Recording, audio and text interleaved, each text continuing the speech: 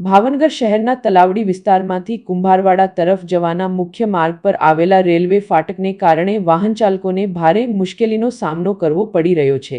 આ રેલવે ફાટક વારંવાર બંધ થતું હોવાથી અહીં રોજબરોજ ટ્રાફિક જામના દ્રશ્યો સર્જાઈ રહ્યા છે। ઉલ્લેખનીય છે કે આ વિસ્તારમાં ઇન્ડસ્ટ્રીયલ એરિયા આવેલો અને રહેણાંકી મકાન આવેલા હોય મોટી સંખ્યામાં ભારે તથા હલકા વાહનોની અવરજવર રહે છે। રેલવે ફાટક બંધ થતાં જ વાહનોની લાંબી કતારો લાગી જાય છે, જેના કારણે કામકાજે જતા નાગરિકો, ટ્રક ડ્રાઈવરો તેમજ સ્થાનિક રહેવાસીઓને ભારે હાલાકી સહન કરવી પડે છે। ટ્રાફિક જામના કારણે સમય અને ઇંધણનો વ્યર્થ ખર્ચ થઈ રહ્યો છે, સાથે જ અકસ્માતની શક્યતા પણ વધી રહી છે।